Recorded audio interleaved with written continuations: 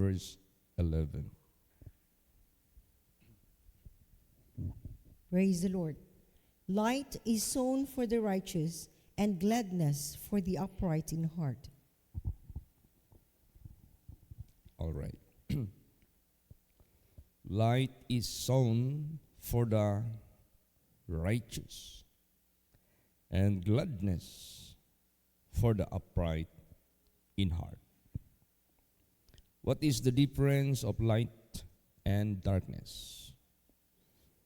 Darkness, we may call all kind of negativity, sadness, pain, agony, sorrow, lahat-lahat na matatawag nating ayaw natin mangyari sa buhay natin. But light, kasali na yan, kahit paman ang una, yung eternal life. Salvation, light meaning to say, this is, na-mention na dito, gladness, happiness, blessedness, lahat ng matatawag nating gusto na mangyari sa buhay ng tao. Kaya, ito po ay mangyayari for the righteous. So the problem is how to be righteous para magkaroon tayo ng light na yan. How to be upright para magkaroon tayo ng gladness na yan. Wala nang iba but God. Wala nang iba but the Word of God. Wala nang iba but our Lord Jesus Christ. Sundin lang natin ang ating Panginoong Hesukristo. Siya na yung light na yan. At hindi tayo lalakad magpakailan paman sa kadiliman at magiging liwanag po tayo sa sanglibutang ito. Alam nyo yung message kagabi, yung 7 candlesticks, having the bowl on the top of it and having lamp over it. Yan yung, kung gagamitan natin yan ng word manora. Yung manora na yan, ginawa yan ng Diyos at pinagawa talaga niya sa panahon ni Moses. At kinakailangan talaga yan lighted all the way, all the time in the temple, in the Holy of Holiest. So, sa buhay natin, niliwanag ng Diyos ang ating candle. God lighted our candle. Basahin muna natin ang Psalms 18:28. Praise the Lord. For thou wilt light my candle. The Lord my God will enlighten my darkness. Yan ang ginawa ng ating Panginoong Diyos.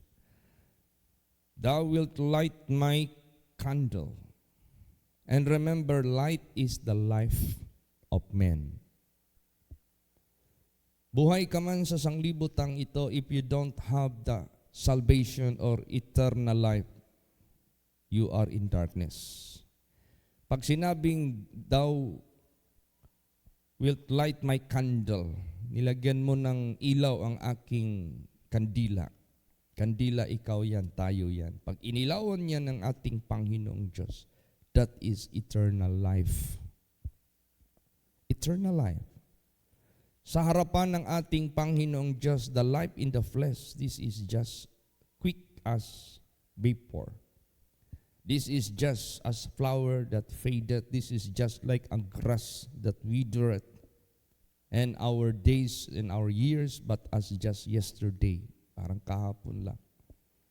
So, ang life dito sa ating physical, sa sanglibutang ito, this is not so-called masyadong issue sa buhay natin. But importante pa rin. Kasi dito natin dapat sa buhay natin sa sanglibutang ito, dito natin dapat tamuhin yung pagliliwanag ng Diyos sa ating candle. Pag sinabing pagliliwanag ng Diyos sa ating candle, sinisindihan niya yung ating kandila ng ilaw. Ito na yung establish niya sa atin. Una, sa kalinisan ng ating kasalanan. Ikalawa, sa pag-establish ng kanyang katuwiran at ng kanyang kabanalan. And will enlighten my darkness. Wawalain niya ang ating kapahamakan. Wawalain niya ang ating kalumbayan. Wawalain niya kahit paman ang lahat ng mga kadiliman sa sanglibutang ito. Kaya napaka-importante. This is just a word light, but this is big deal sa ating buhay. Dahil diyan nakasalalay sa atin yung ating kaligtasan. Yan yung nakasalalay sa atin yung pagwala sa kadiliman sa buhay natin. Basahin po natin ang Psalms 112 verse 4. Praise the Lord. Unto the upright there arises light in the darkness. He is gracious and full of compassion and righteous. Yan. Imagine that. There ariseth light in the darkness. Merong liwanag na sisibol sa mga matuwid sa araw ng kadiliman. Meaning to say, walang kadiliman sa buhay ng mga upright, righteous, faithful children of God na tatabon sa kanila. But itong kadiliman na ito, walang kapangyarihan. Tingnan mo yung dilim. Pag sinindihan mo yung ilaw, darkness disappeared. So ganun din sa buhay natin. Maraming kadiliman na gustong tatabon sa atin. Unang-una ang kadiliman yung impyerno. Na yan yung tinatawag na haharian ng dyablo. That is his eternal place of abode. Dahil sa kanyang kasalanan, sa kasamaan na ginawa niya. At gusto rin ng dyablo, tayo ay ipapahamak sa everlasting darkness na yan. Pero kung tayo ay susunod sa ating Panginoong Hesukristo, ariseth light in darkness. Ibig sabihin yan, hindi kayang pagdilimin ng dyablo yung buhay natin. Yung liwanag at ang liwanag ang siyang maghahari, ang siyang mananalo, ang siyang mag-prevail. Kaya tama lang yung sinabi kagabi sa mensahe about that candlesticks, the so-called menorah. Not by might nor by power, but by my spirit, saith the Lord. Paano liliwanagin ng Diyos ang ating buhay?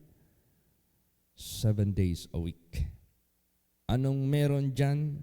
The Spirit of God. And the 7 eyes of God. Ibig sabihin yan, every day the eyes of God are looking at us, watching, and protecting us all the way. Ang daming benefits na ating naangkin sa 7 candles na yan, na meaning na iginawad ng Diyos sa buhay ng mga tao na sasampalataya po sa Kanya. Kaya to God be the glory. Pasalamatan natin ang ating Panginoong Diyos. Praise the Lord. Ano pa? Tayo na nandito sa ating Panginoong Diyos, sasabihin mo lang ang isang bagay mangyayari, gagawin ng ating Panginoong Diyos. Kaya ngayon sabi ni David, I believe, therefore I have spoken. Kaya sa buhay natin, bawal tayo magsalita ng cursing. Bawal tayo magsalita ng mga bad words. Pag sinabi mo yan, mangyayari yan sa buhay mo. Kaya napaka-importante, 100% tayo ay righteous and upright in the eyes of God by following the Word of God, obeying the Word of God, by faith dyan sa ating Panginoong Hesukristo. Para mag-declare na lang tayo, mag-declare ng magagandang bagay. And mangyayari yan sa buhay natin, kahit imposible. Praise the Lord. Basahin natin. Job 22 verse 28. Praise the Lord. Thou shalt also decree a thing, and it shall be established unto thee, and the light shall shine upon thy ways. Yan. I-decree mo ang bagay. Anong gusto mong mangyari? Pag sinabi mo ngayong June 15, masagana, mangyayari yan. Ngayong selebrasyon, matagumpay, mangyayari yan. Sa aming pupuntahan, magkakaroon ng magandang outcome, mangyayari yan. God will bless our trip going and coming, mangyayari yan. I-decree natin, and it shall be established. Praise the Lord. Kaya ang dapat lalabas sa blessing natin, blessing, not cursing. Never utter any negative, but always positive. I-decree natin ang mga mabubuting bagay. Isa yung privilege na binigay ng Diyos sa buhay natin para tayong, yung sa sanglibutan ba ng magicians. Kaso nga lang yung magicians is tricks ang ginagawa nila. Pabilisan ng kamay. Ito naman sa atin, no, it is not tricks, but it is really true and real miracle of God. Praise the Lord. So, aside from that, ang isa ding bagay, yung ating paglilingkod sa Diyos, hindi tayo stagnant, no? Hindi tayo nakapundo lang sa isang level, kundi we are growing upward. We are becoming greater and greater, stronger and stronger, and brighter and brighter. Yan ang kagandahan. We are improving every day. God changing us from glory to glory. Praise the Lord. Basahin natin yan. Proverbs 4:18. Praise the Lord. But the path of the just is as the shining light that shineth more and more unto the perfect day. Yes. Until the perfect day. What is that perfect day? Perfect day, meaning to say, that is the fulfillment of all promises of God. That will be the coming of Jesus. That will be the first resurrection. That will be the so-called caught up into the sky, the rapture.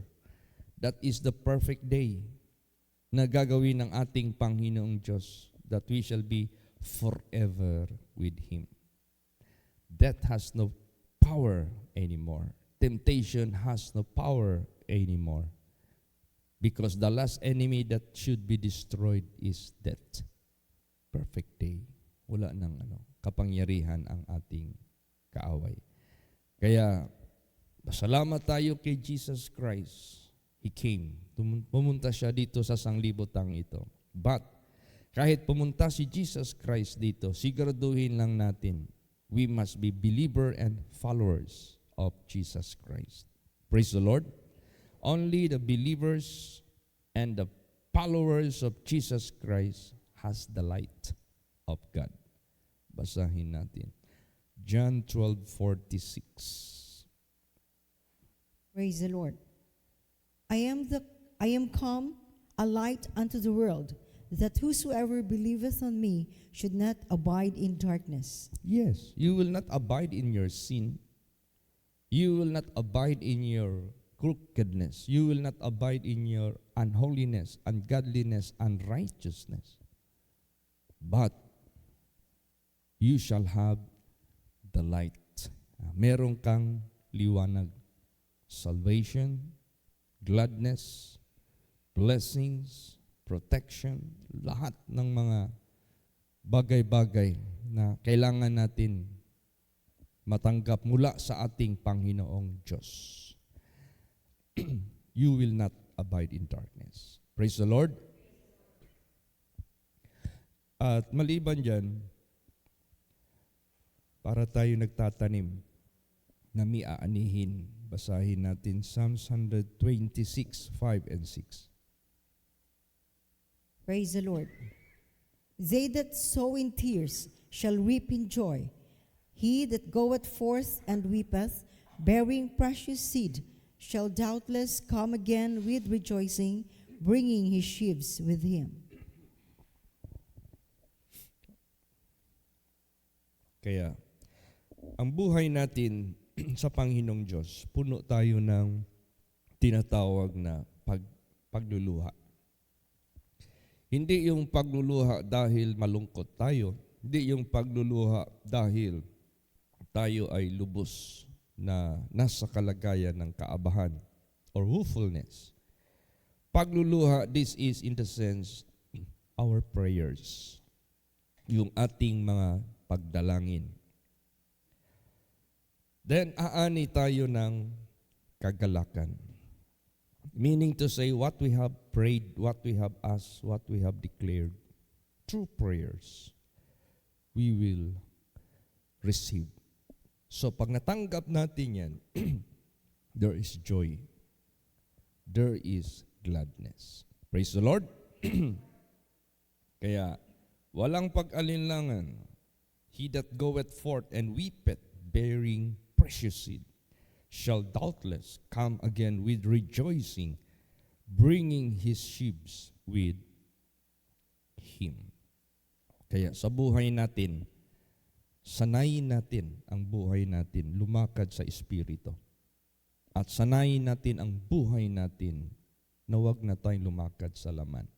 Last verse, pakibasa, Galatians 6:8. Praise the Lord. For he that soweth to his flesh shall of the flesh reap corruption, but he that soweth to the Spirit shall of the Spirit reap life everlasting.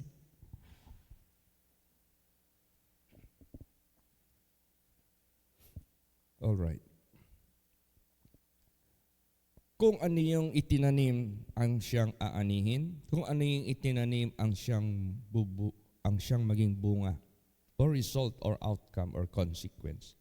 Kaya sinabi diyan, for he that soweth to the flesh shall of the flesh reap corruption.